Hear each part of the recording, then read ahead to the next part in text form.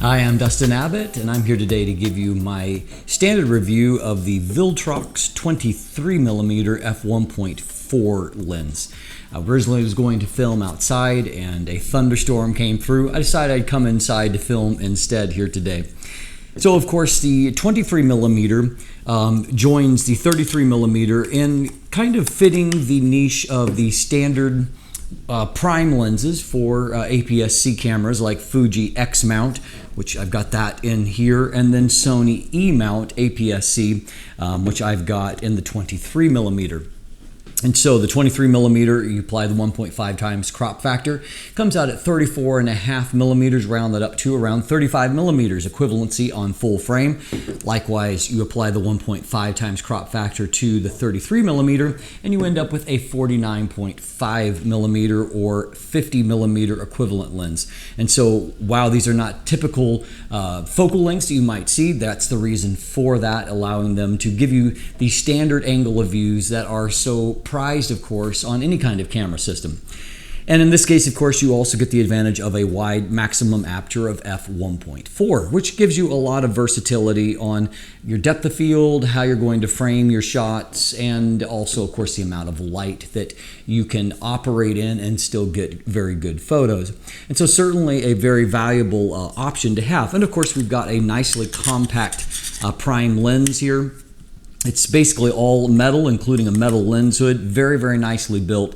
It is only 72 millimeters long or 65 millimeters in diameter, a little under 3 inches, 2.83 inches in overall length, and it weighs in at 260 grams or 9.17 ounces. We've got a front filter thread of 52 millimeters, and that is also shared here on the 33 millimeter, and so that gives you an ability, obviously, to share filters across both of those lenses. So the 33 millimeter only weighs about 10 grams more. It's pretty similar in its overall length. However, as you can see, it has a slightly deeper lens hood that accommodates the slightly longer focal length that we are covering here.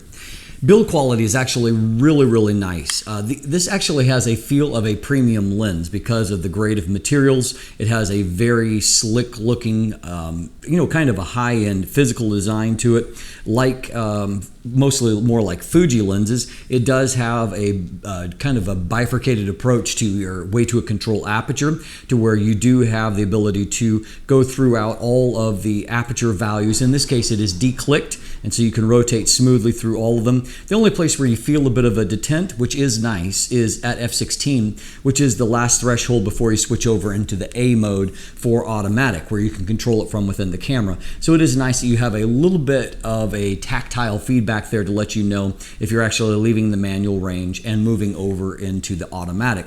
Outside of that, there are no switches on the barrel. There is no weather sealing gasket, but what there is, which is a great aspect of Viltrox design, is a micro USB port in the actual lens mount, and that allows you to do firmware updates very simply. Once you figure out the process, it's very simple, very quick to update the firmware, and Viltrox has proven that they will continue to support their lenses and improve aspects of autofocus and overall behavior through firmware updates. So kudos to them on that.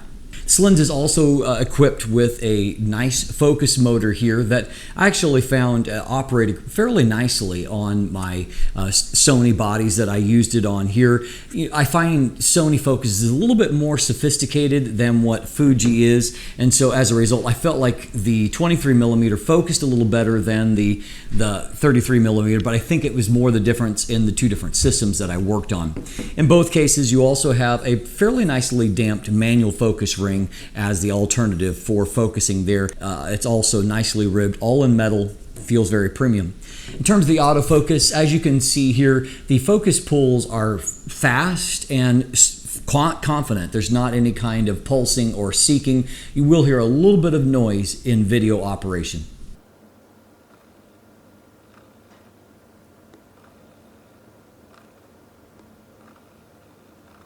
Overall, however, that's really not too bad, and I did find when I recorded the definitive review, I actually filmed using this lens on a Sony A9 in Super 35 mode, and as a result, I actually found that the focus stayed nice and stable, and I didn't have a problem with it, kind of going in and out unnecessarily.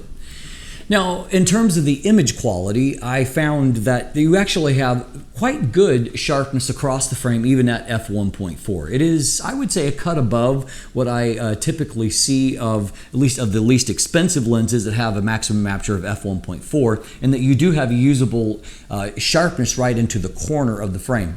What isn't amazing, however, is wide open contrast, and while it's not bad, it's not exceptional. There isn't really a problem so much with purple fringing. However, what you will see is some green fringing in the bokeh. And, for example, in my test here, you can see a little bit of the purple beforehand, but more pronounced the green. And I really find that that mostly shows up not so much as fringing on the subject, but more in bokeh highlights. Byproduct of that is that you do, to me, the bokeh becomes a little bit busier than what I would like to see as a result of that, mostly because you tend to have a fair amount of outlining that makes the bokeh circles show up a little bit more pronounced. But overall, a good sharpness at f1.4, usable sharpness. Stop down to f2, and then particularly at f2.8, things start to really pop in terms of contrast. And at small apertures, you can see from this shot, you have a great amount of detail. And even if I zoom all the way into a pixel level here, you can see that contrast and resolution at f5.6 is really, really strong there. So a nice result there.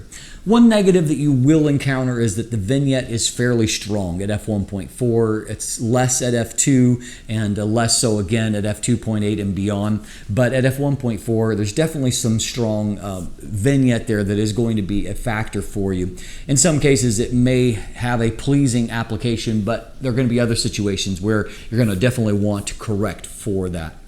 And so overall, a fairly good image quality performance. One other thing that I did note is that the flare resistance is not too bad, and I actually rather liked the Sun Star when it was pointed down. It's a little more higher number of blades maybe than what I'd like. It's a 9 aperture blade, so that 18 pointed star can get a little bit busy. But I saw in a number of photos that I took, I actually really liked the look of the Sun Star, and so to me that's another kind of nice little detail that can really set your images apart.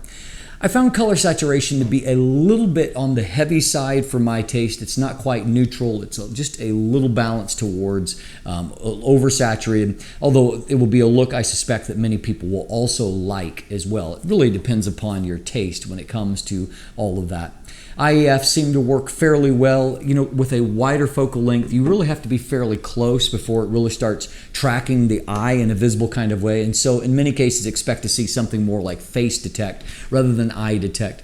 But it seemed to do the job fine, and my focus accuracy was very good, except for 1 or 2. And this is out of the whole series of shots that I took as a part of my lens review. And a couple at smaller apertures, like f5.6, I found that for whatever reason it showed lock. For example, you can see in this case when really nothing is in focus. But as I said, that only happened once, maybe twice in my whole review period. So at the end of the day, I think that you've got a really competent little lens for not a massive amount of money. This lens retails for $299 or around $300 US for the Sony E-mount, and for some reason it's about $30 more expensive at $329 or $330 US for the Fuji X-mount.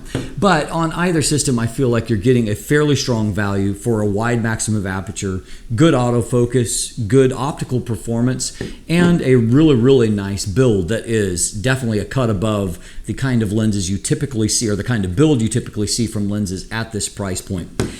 I think, as always, the attraction is going to be strongest on the Fuji platform, where there really is almost no third-party options, and thus you have the opportunity to get a lens like this at $330 US compared to $900 US for the Fuji equivalent. And so obviously that's going to make a lot of sense for people. Now on the Sony side, you tend to have a few more third-party options, including some really strong lenses from Sigma, one that's close to this focal length, and so you do have more options there, closer to the price point. But even on Sony, I think that this remains a good option if you are interested in a lens like this and what it has to offer. And one thing it does have relative to the Sigma 30mm f1.4 is that it does have considerably lower distortion, and so that could be a factor depending upon your application. In fact, that was one area where I found it was a good lens for interiors because the distortion was fairly low. So I do see this as a bonus for someone that maybe does wedding photography on a type tighter budget. And so anyway, worth your consideration, certainly. If you want more information, you can check out my definitive video review where I cover everything in detail. Beyond that, also, I do have an image gallery if you want to check out photos from it. And there is also some buying links there if you would like to purchase one for yourself.